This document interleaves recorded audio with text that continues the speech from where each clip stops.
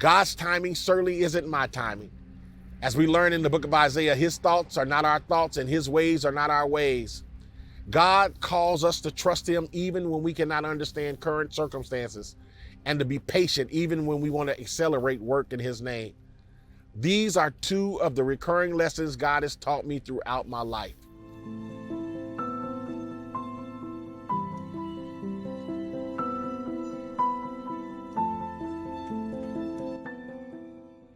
Can you believe it? I'm still here, but I've completed this first task, 100 days on a rooftop, living in a tent, bringing to you every single day my thoughts, viewpoints, and opinions right here on Rooftop Revelation. Trying to raise the funds to build a community center on a much needed block that the gangs called O Block. We decided we're going to keep that O, but we are changing it to Opportunity Block. It's been an amazing journey. Fox has been a tremendous blessing, giving me this opportunity to bring to you every day Rooftop Revelations, and I am forever grateful.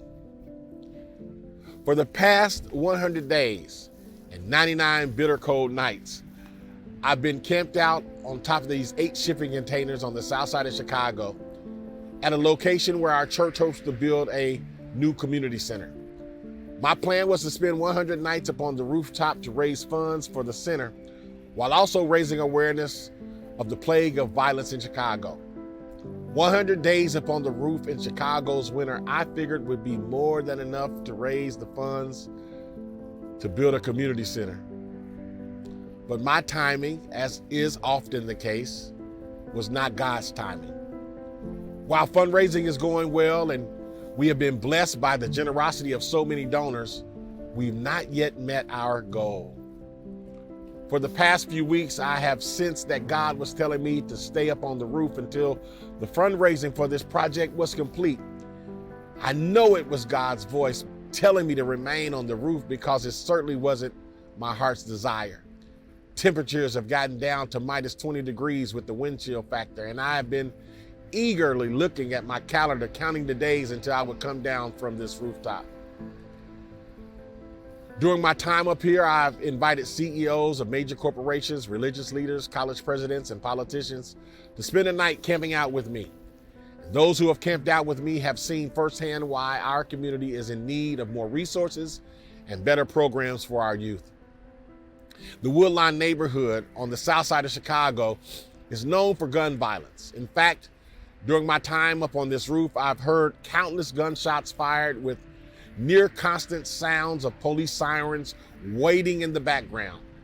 This is a community where nearly 50% of the households make less than $25,000 a year. Poverty is rampant and fatherlessness is rampant. Our feelings are hopelessness and fear are the primary emotions that compel young men in Chicago to join violent gangs in the first place.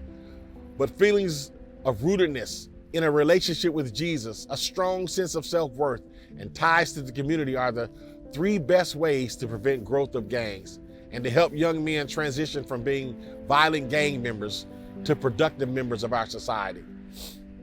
This pervasive hopelessness on the south side of Chicago is precisely why we feel so called to create this center, so God can transform even the most hopeless individuals.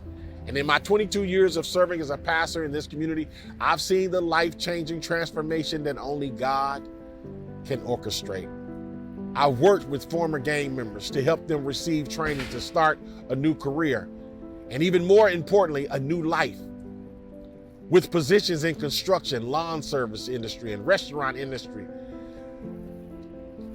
Often these men are desperate to be given a second chance. Through our church, New Beginnings Church and Project Hood, we've given them that opportunity to get a fresh start in life. This vision for our future community center is simple. With an 85,000 square foot center, we will be able to expand the programs and services to more individuals. Our plan is that this community center will become the center of our community, providing hope and a future to a forgotten neighborhood. We will offer tools to children and to young adults to reach their God-given potential, where we'll have classes and job trainings and All of these financial literacy things to improve them. We'll have gym facilities, music facilities, art facilities. These spaces will be used to hold community meetings, and we'll distribute necessary care and food and diapers to the community. These are not handouts, the way the government carelessly scatters resources. These items are all given as recognition that we can change people, that we can help them to change their life, that we can change the cycles of poverty and helplessness. The needs of our community are vast. They're large in part because of the government has for decades caused us to have a sense of dependency, and the government has totally failed us with all of these programs. Government at all levels, state, local, federal, it has failed our community entirely. And our intention is to step in where government has systematically failed to meet our individual needs. The initial plan that we started was to break ground on the center in the spring, and Lord willing, we will eventually reach that goal with your help. God's timing certainly isn't my timing. As we learn in the book of Isaiah, his thoughts are not our thoughts and his ways are not our ways. God calls us to trust him even when we cannot understand current circumstances, and to be patient even when we want to accelerate work in his name. These are two of the recurring lessons God has taught me throughout my life. So for now, I will remain camped out on this roof. In the words of Nehemiah, as he worked to rebuild the wall of Jerusalem, I can't come down.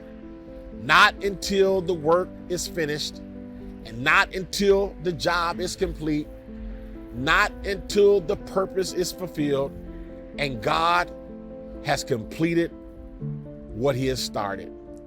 I want to thank all of you over this last 100 days for being so faithful, for being so generous. I'm so appreciative for the rest of my life to Fox for giving me this platform.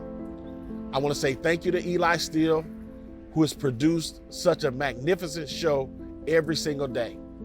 Thank you to Terrell for staying out in the cold on some cold, bitter nights so that we can communicate a truth that needs to be told from a perspective that is seldom heard, from voices that you seldom hear from the South Side of Chicago. And I'm reminded when they said, when Jesus was born, can any good thing come out of Nazareth? Well, sometimes I feel the same way about the South Side of Chicago. People are asking, can any good thing come from the South Side of Chicago? And my answer is positively, absolutely, yes. Thank you for tuning in to Rooftop Revelations. And if it's God's will, hopefully I'll see you again tomorrow. Because guess what? I'm not going anywhere until the job is done. God bless you. God bless America. And until tomorrow, another Rooftop Revelation. Peace.